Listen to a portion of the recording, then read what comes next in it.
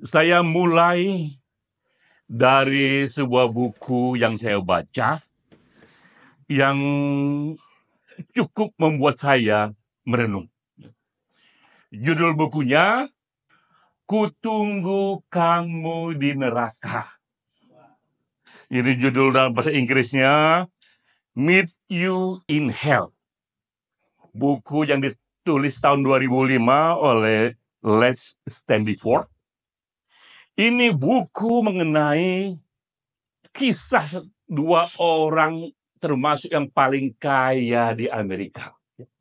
Yang satu bernama Andrew Carnegie, yang satu bernama Henry Fricks. Ini dua orang yang paling berpengaruh saat itu di Amerika di ujung abad ke-19. Dua-duanya memiliki satu perusahaan baja yang besar dan terbesar di Amerika. Mereka kaya sekali. Mereka bersahabat, tapi pada satu masa mereka berkonflik keras sekali. Dan mereka berdua sahabat lama ini ke pengadilan. Nah, kata-kata ini keluar dari Henry Fricks kepada Andrew Carnegie karena dia marah sekali dan dia katakan, "Kutunggu kamu di neraka." Nah, kisah di balik itu yang menarik. Kenapa keluar kata-kata ini? Karena ketika mereka punya pabrik baja yang paling besar di Amerika Serikat, itu tiba-tiba terjadi protes buruh yang besar sekali.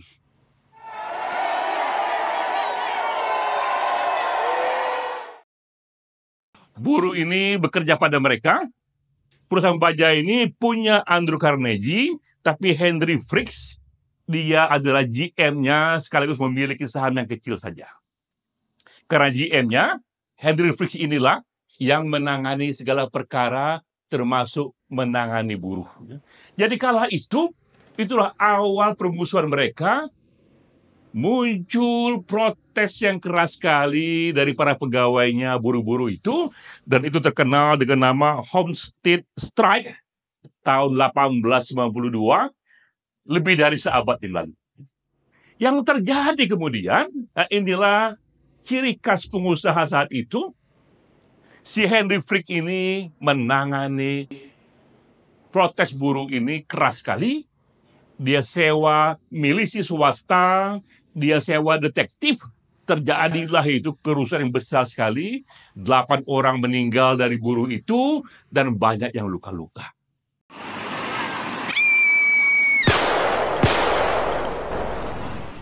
Jadi ini peristiwa yang kemudian menjadi skandal di Amerika. Betapa orang kaya, betapa perusahaan besar ini berujung pada kematian buruhnya. Nah, itulah awal perselisihan antara Andrew Carnegie dengan partnernya ini yang bernama Henry Fricks. Oleh Andrew Carnegie dipecatlah ini Henry Fricks, dan Henry Fricks tidak menerima itu dan dia bawa ke pengadilan. Jadilah ini kasus di pengadilan yang besar karena dua orang sama-sama bertarung.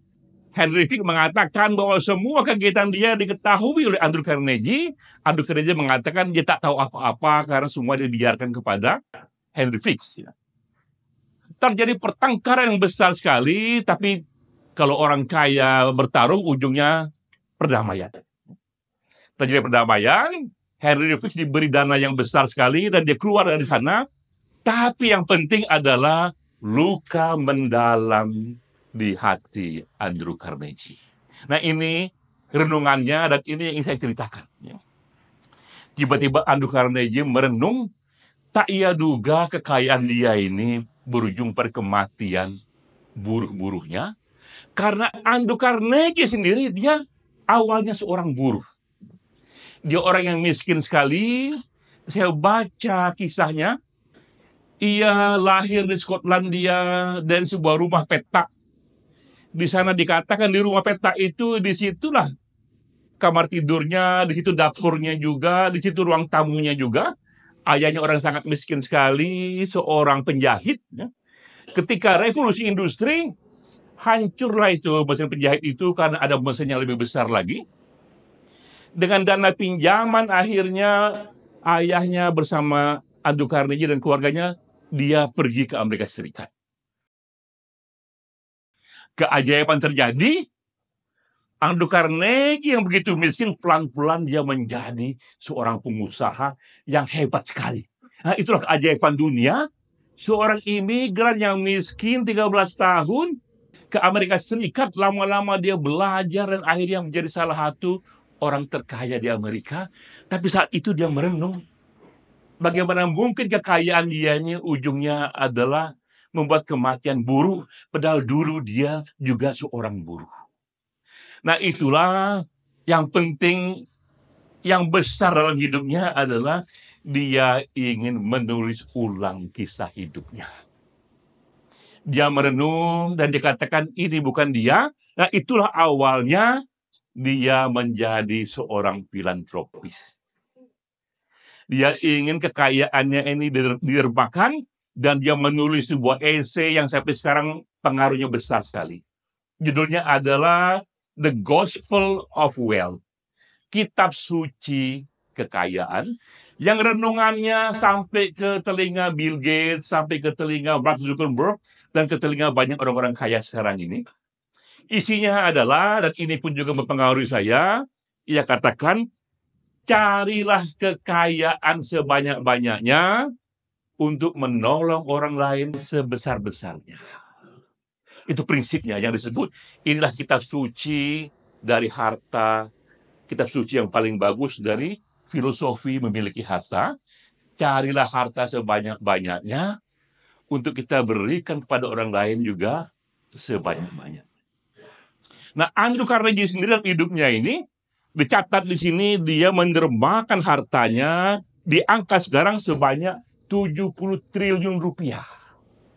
Jadi kita bisa bayangkan, ia sumbangkan dananya 70 triliun rupiah untuk orang lain, dan kalau dibuat persentasenya, hanya 10% saja yang ia bagikan kepada keluarganya, 90% lainnya ia bagikan untuk derma sosial. Nah, ini angka yang magic, karena sekarang ini Bill Gates pun melakukan serupa. Baik Bill Gates, baik Mark Zuckerberg mengatakan, harta saya ini 10% saya berikan kepada keluarga saya, karena itu pun banyak, tapi 90% saya berikan kepada publik luas. Nah, itu renungan dari Andrew Carnegie, karena menurut dia, harta yang sebenarnya dari kita adalah bukan harta yang kita tumpuk-tumpuk punya kita sendiri, tapi harta yang sebenarnya adalah harta yang kita berikan untuk menumbuhkan lingkungan kita.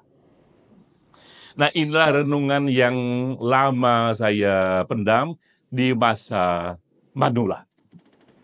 Ketika saya masuk umur 60 tahun, 61, 62, ini yang menyentuh saya, bagaimana ini kita mendapatkan rezeki dari Tuhan, tapi ada yang kita kerjakan yang sifatnya derma, giving back to society.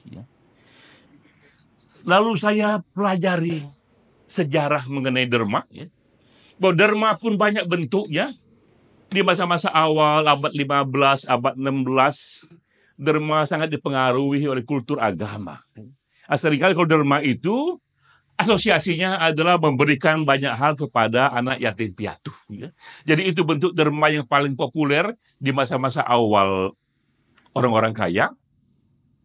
Lalu datanglah revolusi industri, kemudian itu dunia jauh lebih sekuler, pendidikan menjadi penting sekali, sekolah, kampus penting sekali.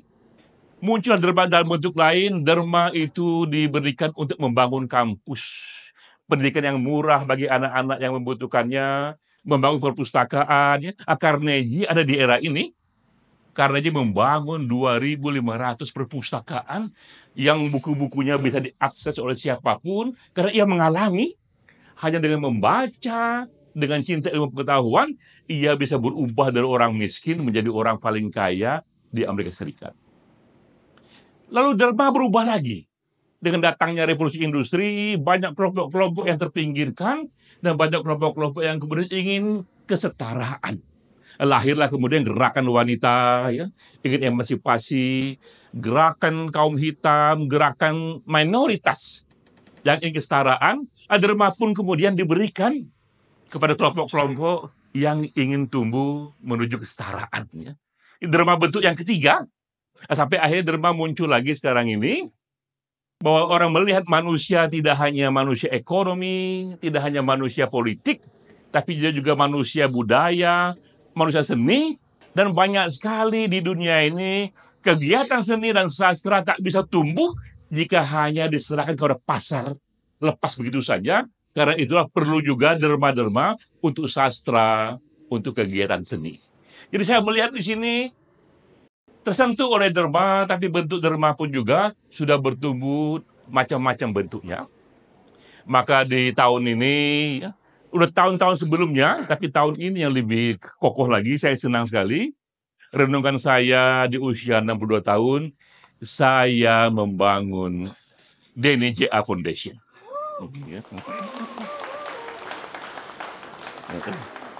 Saya katakan kepada anak-anak saya, sayang ayahmu ini tidak terlalu banyak uangnya, tapi ada juga dana buat kamu. Nanti, tapi sebagian besar dana ini akan saya serahkan kepada Denny J.A. Foundation, lembaga dana yang ini nanti untuk membiayai aneka kegiatan yang concern dari sang pelaku. Ya. Karena seperti Andrew Carnegie, dia concern kepada ilmu pengetahuan, maka dermanya untuk perpustakaan. Karena saya concern kepada sastra, kepada human rights, kepada spiritualitas, maka derma ini untuk yayasan yang akan terus mengalir, walaupun saya sudah pergi dari sini, untuk membiayai aneka kegiatan-kegiatan sastra. Di tahun ini juga saya memberanikan diri, membuat satu pengumuman supaya pengumuman ini terus-menerus menuntut saya untuk melakukannya, yaitu saya membuat dana abadi untuk kegiatan The Voice of the Voiceless melalui puisi, yaitu kegiatan puisi yang menyuarakan suara-suara mereka yang tidak tersuarakan, yaitu mereka yang terpinggirkan karena masalah ketidakadilan, masalah hak asasi, mereka yang kesepian karena termarginalisasi, yang itu diekspresikan melalui puisi esai. Juga dana abadi untuk kegiatan spiritualitas.